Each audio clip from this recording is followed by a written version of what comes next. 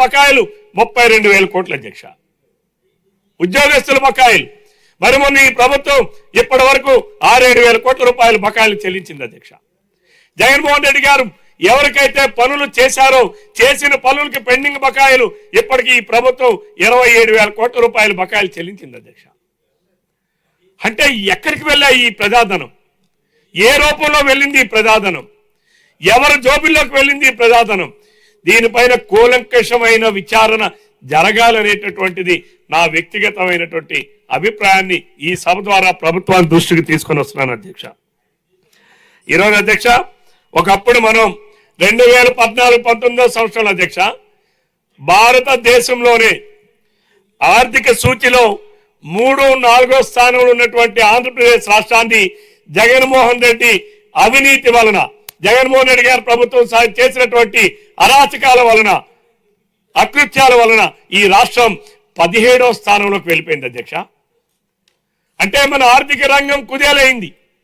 ఈరోజు ఈ రాష్ట్రాన్ని పూర్తిగా గాడిలో పెట్టే ప్రక్రియకే 8 నెలలు సరిపోయింది అధ్యక్ష ఈ ప్రభుత్వానికి 8 నెలలు ఆయన చేసిన విధ్వంసం నుంచి ఈరోజు సుపరిపాలన వైపు నడిపించాలనంటే ఈరోజు 8 నెలలు ఇంకా దీని తాలూకా ఇబ్బందులు ఇంకా ముందు కూడా ఉన్నాయి అధ్యక్ష.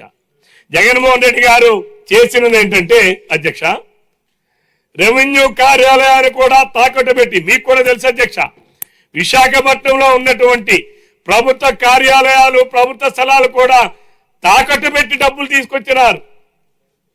రేపు రాబోయే 20 సంవత్సరాల తాలూకా ఈ రాష్ట్ర ఆదాయాన్ని తనఖా పెట్టి అప్పులు తీసుకొచ్చారు అధ్యక్ష. మరి ఈ ప్రభుత్వం వాటిని ఎలా అధిగమించాలి? రాబోయే ఆదాయాన్ని కూడా జగన్మోహన్ రెడ్డి గారు తనఖా పెట్టారు, ప్రభుత్వ ఆస్తుల్ని తనఖా పెట్టారు. మరి ఈరోజు ఈ ప్రభుత్వం చంద్రబాబు నాయుడు గారికి ఉన్న సమర్థవంతమైన నాయకత్వం, తనకున్నటువంటి అనుభవం, తనకున్నటువంటి అపారమైనటువంటి కఠోరమైనటువంటి శ్రమ వలన ఈరోజు ఈ రాష్ట్రాన్ని గాడిలో పెట్టే ప్రయత్నాలు చేస్తున్నారు అధ్యక్ష. ఈరోజు మనం ఈ ఎడ్యుకేషన్ అధ్యక్ష, ఎడ్యుకేషన్ నిర్వీర్యం చేశారు అధ్యక్ష. 117 జీవో తీసుకొచ్చి ఈ రాష్ట్రంలో 12,000 పాఠశాలలను మూసేశారు అధ్యక్ష. 2019 మార్చి 31 నాటికి ఆంధ్రప్రదేశ్ రాష్ట్రంలో ప్రభుత్వ పాఠశాలల్లో 45 లక్షల మంది విద్యార్థులు చదువుతా ఉంటే, నిన్న జగన్మోహన్ రెడ్డి గారు ప్రభుత్వం జూన్ 12వ తారీఖు నాడు ఈ కొత్త ప్రభుత్వం వచ్చిన తర్వాత ప్రభుత్వ పాఠశాలలో ఎంతమంది విద్యార్థులు చదువుతున్నారని చూస్తే 34,50,000 మంది అధ్యక్ష. అంటే 10 లక్షల మంది విద్యార్థులు ప్రభుత్వ పాఠశాలల నుంచి ప్రైవేట్ పాఠశాలలకు వెళ్ళిపోయారు అధ్యక్ష. జగన్మోహన్ రెడ్డి గారు అప్పుడు చెప్పాడు అధ్యక్ష, నేనే ఇంగ్లీషుని కనిపెట్టా, నేనే ఇంగ్లీషుని మీ అందరికీ ఇచ్చా, నాడు నేడు పాఠశాలలు చేశా, అన్ని పాఠశాలని అన్ని రంగులు వేయించా, అలానే నేను బ్యాగులు నేనే కొత్తగా ఇచ్చా. అంటే జగన్మోహన్ రెడ్డి గారు బొమ్మ వేసుకొని బ్యాగులు ఇస్తే పిల్లలకి చదువులు వస్తాయా అధ్యక్ష? పాఠశాలలకి 4 రంగులు వేస్తే పిల్లలకి చదువులు వస్తాయా అధ్యక్ష? ఈరోజు మరి జగన్మోహన్ రెడ్డి గారు సమాధానం చెప్పాలి. ఆ రోజు ఇదే సభలో మాట్లాడాడు అధ్యక్ష జగన్మోహన్ రెడ్డి గారు, నేను ఇంగ్లీష్ని పెడతా ఉంటే మీరు ఇంగ్లీష్ని మీరు ఎందుకు ఇచ్చేస్తున్నారు?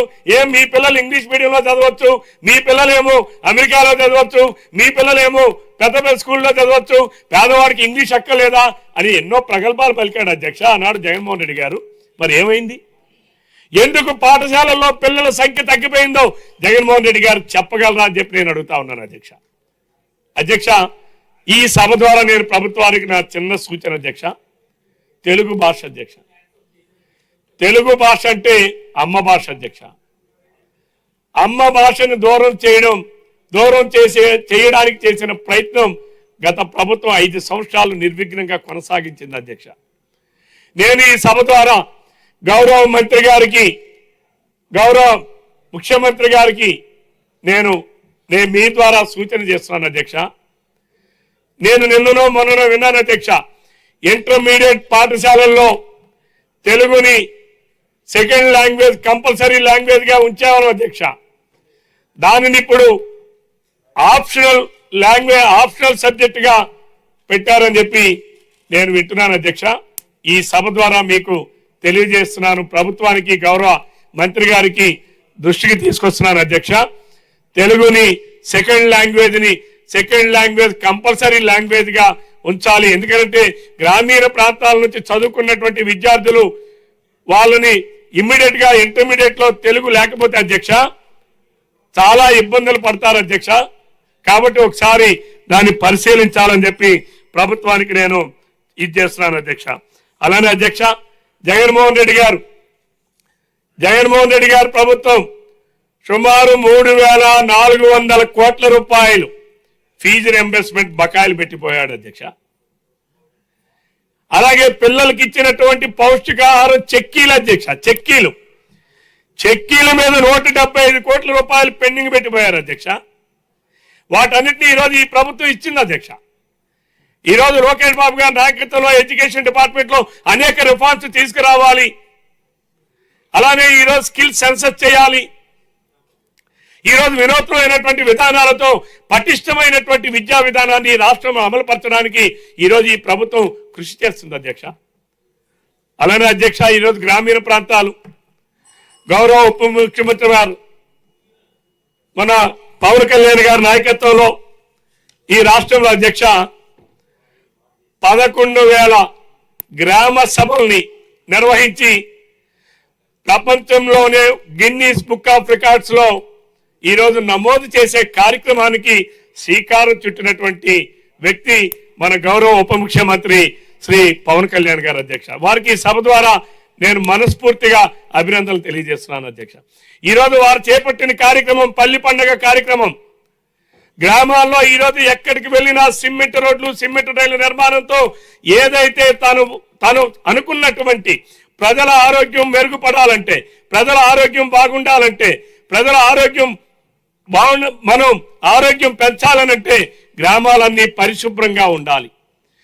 గ్రామాలు పరిశుభ్రంగా ఉండాలంటే పక్కాగా సిమెంట్ రోడ్లు, సిమెంట్ రైలు నిర్మాణం ద్వారా ప్రజల ఆరోగ్య జీవన ప్రమాణాలను పెంచడానికి చేసేటటువంటి ప్రయత్నం అధ్యక్ష. అనతి కాలంలోనే 8 నెలల కాలంలో ఈ రాష్ట్రంలో 4,500 కిలోమీటర్ల సిమెంట్ రోడ్డు నిర్మాణం చేసినటువంటి ఘనత ఈరోజు ఈ కూటమి ప్రభుత్వానికి దక్కింది. జగన్మోహన్ రెడ్డి గారు గడచిన 5 సంవత్సరాల కాలంలో 100 కిలోమీటర్లు కూడా సిమెంట్ రోడ్లు, డ్రైన్లు నిర్మాణం చేపట్టలేదు అధ్యక్ష.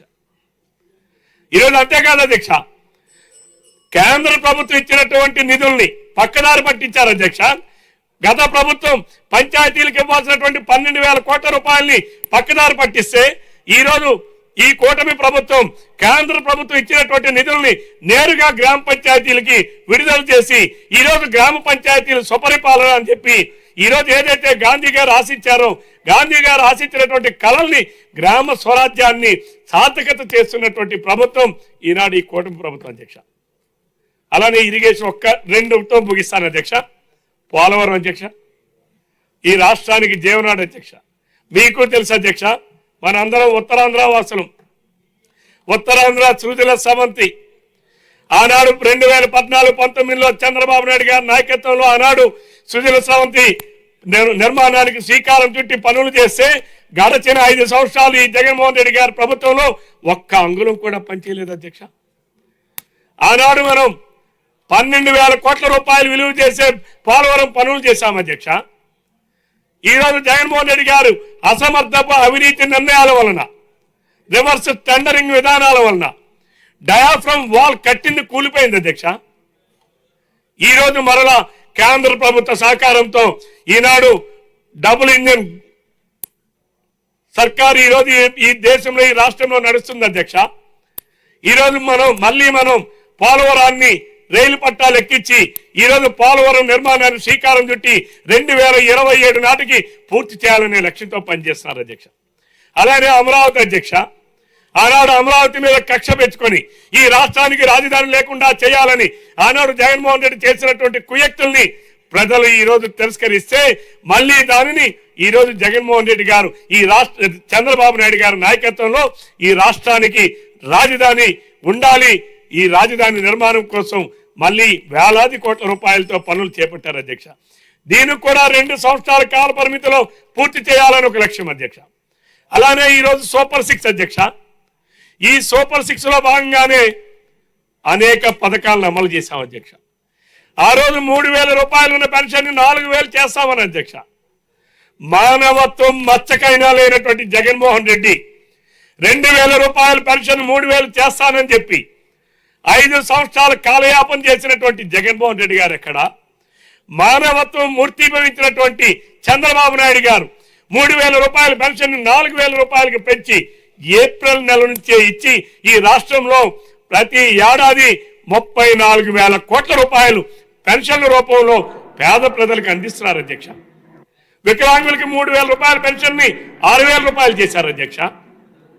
ఈరోజు మరి పేదవాళ్ళని ఆదుకునేటటువంటి కార్యక్రమం. అలానే ఈరోజు బీసీలని గడచిన 5 సంవత్సరాల్లో జగన్మోహన్ రెడ్డి బీసీలే నా వెన్నుముక, నా బీసీలు, నా ఎస్సీలు, నా ఎస్టీలు, నా క్రిస్టియన్లు, నా ముస్లింలు అని చెప్పి సభలో మాట్లాడారు, బయట మాట్లాడారు, ఎన్నికల్లో మాట్లాడారు. మరి కానీ ఒక్కరికి ఒక్క స్వయం ఉపాధి పథకమైన అమలు చేశారు అధ్యక్ష. ఈరోజు చంద్రబాబు నాయుడు గారి నాయకత్వం 896 కోట్ల రూపాయలని ఈరోజు బీసీ కార్పొరేషన్లకి స్వయం ఉపాధి రుణాల కోసం ఈనాడు మంజూరు చేశారు అధ్యక్ష. క్రిస్టియన్ మైనారిటీ కార్పొరేషన్ ద్వారా క్రిస్టియన్ సోదరులకి స్వయం ఉపాధి పథకాల కోసం నిన్న 4 కోట్ల రూపాయలు రిలీజ్ చేశారు అధ్యక్ష. అంటే అధ్యక్ష ప్రభుత్వం ఏం చేసింది? ప్రజలకి గడచిన దురదృష్టకరమైన పరిపాలన నుంచి ఈరోజు సుపరిపాలన వైపు అడుగులేసినటువంటి ఈ ప్రభుత్వం ఏం చేస్తుందో ఈ సభ ద్వారా ప్రజలకి తెలియపరచాలనేటటువంటి ఉద్దేశం అధ్యక్ష. ఈరోజు ప్రభుత్వం అన్ని రంగాల్లో కూడా ఈరోజు ముందంజలో ఉన్నాం. పోలవరాన్ని ఒక లక్ష్యం పెట్టుకొని పూర్తి చేయబోతున్నారు. అలానే అమరావతి రాజధానిని ఒక లక్ష్యం పెట్టుకొని పూర్తి చేయబోతున్నారు.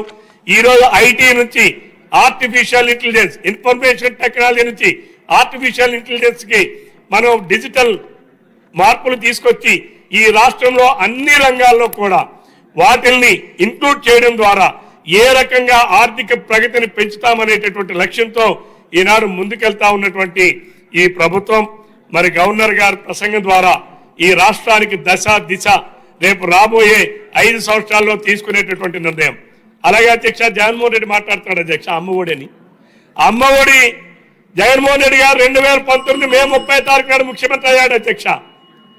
కానీ జగన్మోహన్ రెడ్డి గారు 2020 ఫిబ్రవరి నెలలో అమలు చేశాడు అధ్యక్ష. ఇప్పుడు 10 సార్లు కొట్టాడు తెలుగుదేశం ప్రభుత్వం, కూటమి ప్రభుత్వం 2024 వచ్చింది అధ్యక్ష. రేపు మే నెలలో అమ్మ తల్లికి వందనం పేరుతో జగన్మోహన్ రెడ్డి అందరికి ఇస్తానని చెప్పి కొందరికి ఇచ్చి మోసం చేశారు అధ్యక్ష. చంద్రబాబు నాయుడు గారు ఎంతమంది పిల్లలుంటే అంతమందికి రేపు రాబోయే మే నెలలోనే మేము తల్లికి వందనం పేరుతో ప్రతి ఒక్క తల్లికి అందరు విద్యార్థులు